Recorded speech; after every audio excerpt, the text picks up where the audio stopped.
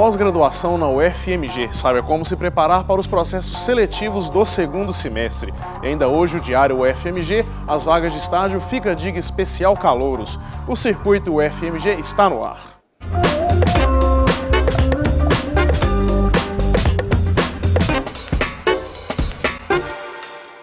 Boa noite.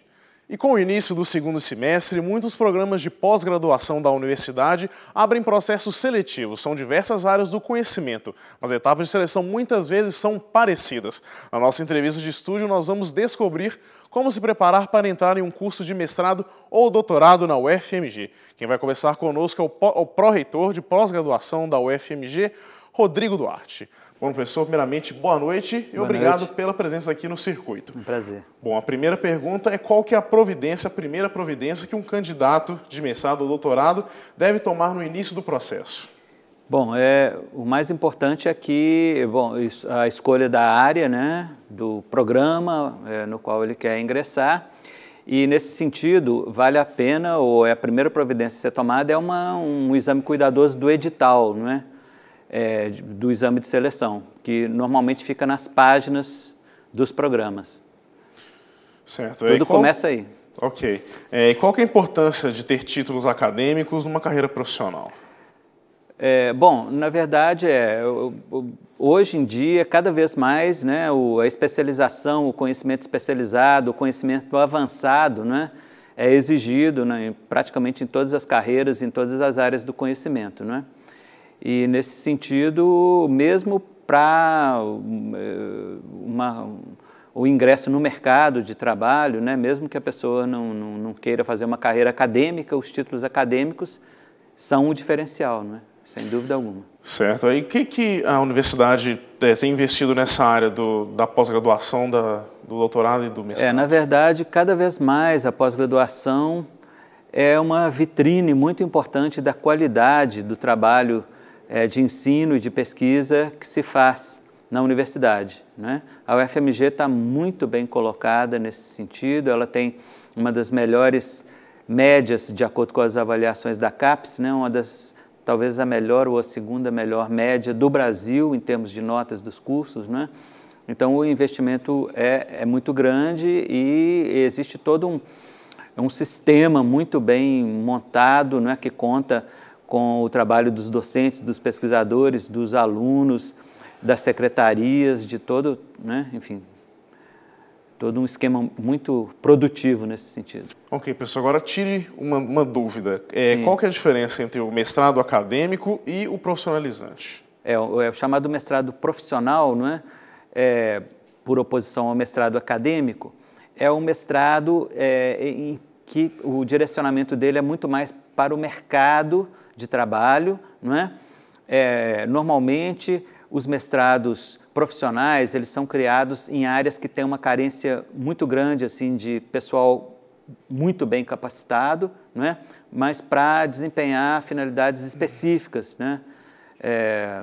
Na indústria, no setor de serviços, enfim, todas as áreas econômicas possíveis, né? Já o mestrado acadêmico, embora o conhecimento gerado e difundido por ele possa, claro, ser aplicado, né, a atividades econômicas, né, no sentido mais imediato também, o objetivo dele é mais imediato, não é? Quer dizer, ele tem uma ligação maior com a chamada ciência básica, né? Por exemplo, ou no caso das ciências humanas, como a produção de conhecimento, que muitas vezes não encontra uma aplicação imediata no mercado, porém, enfim, significa sempre um acréscimo na totalidade dos conhecimentos, né, que a humanidade, por assim dizer, possui, e o mestrado acadêmico ele é um estágio muito importante para a realização de um doutoramento de boa qualidade, né, e o doutoramento é realmente aquele momento de ponta na formação de um pesquisador, né?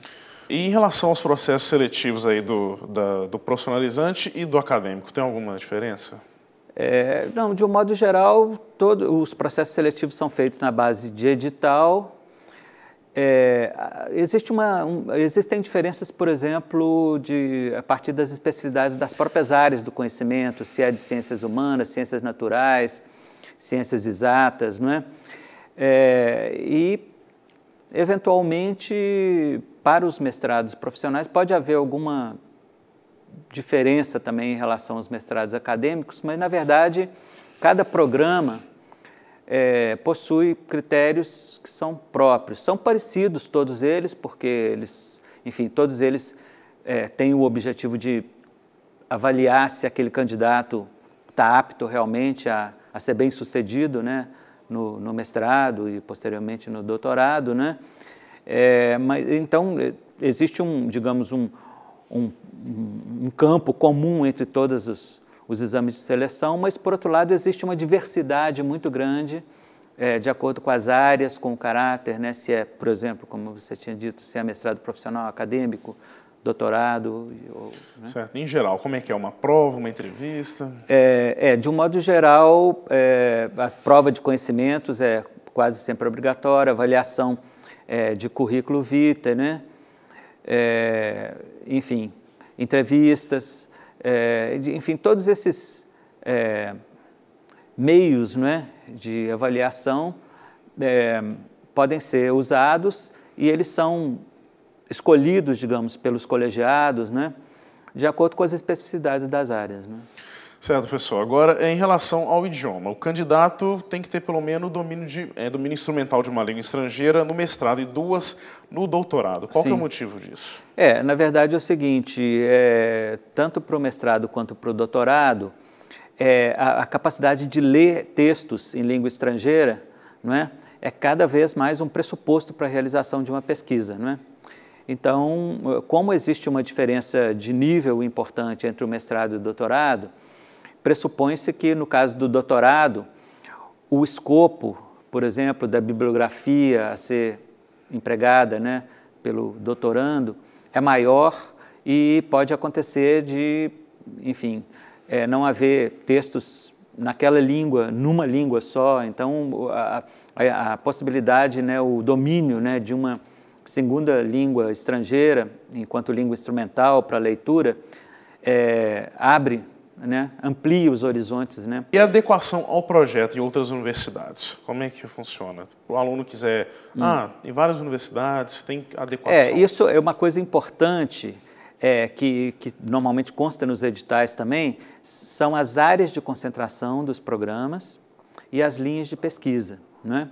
Porque não adianta, por exemplo, um candidato querer fazer mestrado numa determinada universidade porque ele mora naquela cidade e tudo, se o projeto dele não é adequado, né? Não está dentro daquelas linhas de pesquisa, da área de concentração e das linhas de pesquisa oferecidas pelo programa. Né? Professor, muito obrigado pela entrevista. Obrigado pela presença aqui no circuito. Uma boa noite. Boa noite. Obrigado. Agora nós vamos com a alegria e a simpatia de Carolina Moura e as notícias da universidade no Diário UFMG. É com você, Carolina.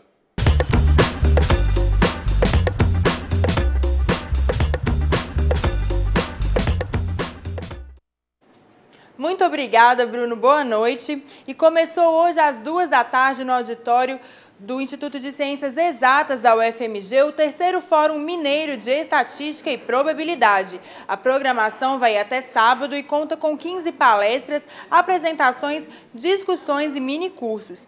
Uma das principais metas do fórum é contribuir para a inserção nacional e internacional do programa de pós-graduação em Estatística da universidade.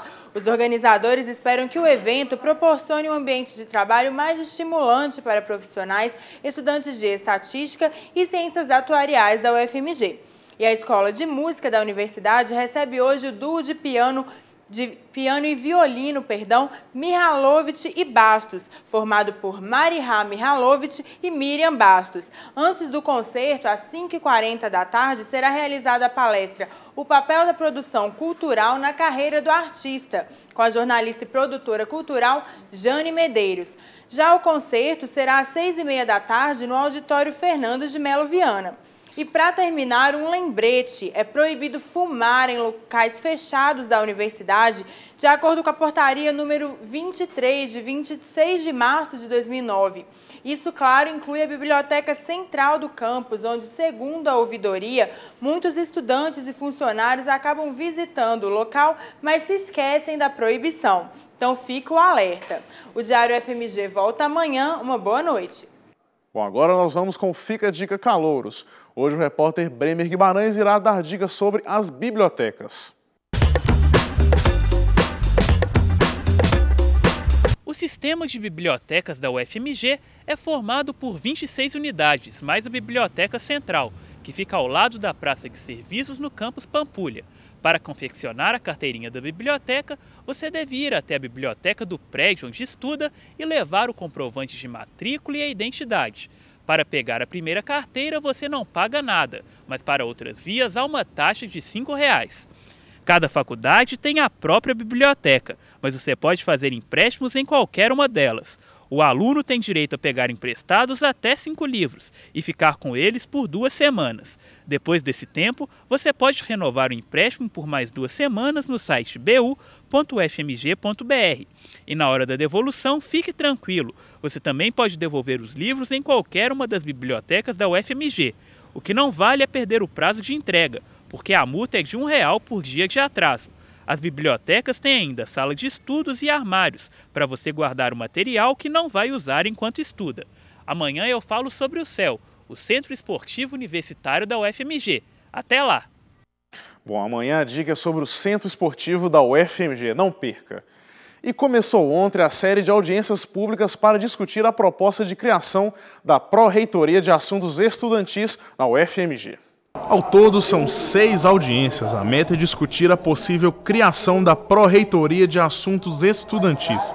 A proposta é aumentar a participação dos estudantes na universidade. A UFMG, nos últimos 5 anos, tem recebido um público que antes sequer passava na calçada da universidade. Isso é muito bom. Quanto mais o Brasil estiver aqui dentro, mais qualidade terá a UFMG. Uma pró-reitoria de assuntos estudantis tornou-se uma exigência incontornável. Uma pró-reitoria de assuntos estudantis que cuide da política de ações afirmativas, que cuide da política de assistência estudantil e que também seja um lugar de fomento ao protagonismo dos estudantes da UFMG. São mais de 30 mil estudantes. Imagine quantas ideias, quantas propostas no plano da cultura, no plano acadêmico nós temos aqui e que nós podemos fomentar. Vaga de estágio. Alexandre Decari já está aqui ao meu lado no estúdio para trazer oportunidades para você. Boa noite, Alexandre. Tudo bom? Tudo ótimo com você, Bruno? Tudo bem. Quais são as oportunidades de hoje? Então, toda quarta eu trago dicas para quem procura estágio. E a dica de hoje é do Centro de Integração Empresa-Escola de Minas Gerais, que dá bons conselhos para ser bem-sucedido em entrevistas. Quando for chamado para a entrevista, atenda prontamente e seja cordial na ligação. Procure chegar com pelo menos 30 minutos de antecedência. Seja sincero e claro com o entrevistado e evite depreciar o antigo empregador. Deixe claras as perspectivas de futuro e a maneira com que pode contribuir caso seja selecionado.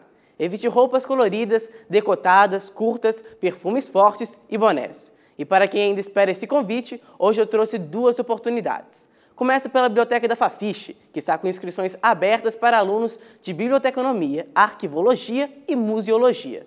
A vaga para alunos assistidos pela FUNP e a bolsa de R$ 550 mais auxílio transporte. Para concorrer, basta agendar a entrevista ainda neste mês pelo telefone 3409-6318. E para quem estuda administração ou controladoria e finanças, a Contrei Consultoria Técnica está à procura de estagiários. A bolsa de R$ 800 mais auxílios transporte e alimentação. A carga horária é de 30 horas semanais e interessados devem enviar currículo para rh@contrei.com até o dia 2 de setembro. Eu termino por aqui e sexta-feira volto com mais vagas, Bruno. Obrigado, Alexandre. Então até sexta-feira, né? E é com Alexandre as vagas de estágio que eu termino o Circuito UFMG. Fique agora com o programa 2 Pontos do meu amigo Pablo Nogueira. Boa noite e até amanhã.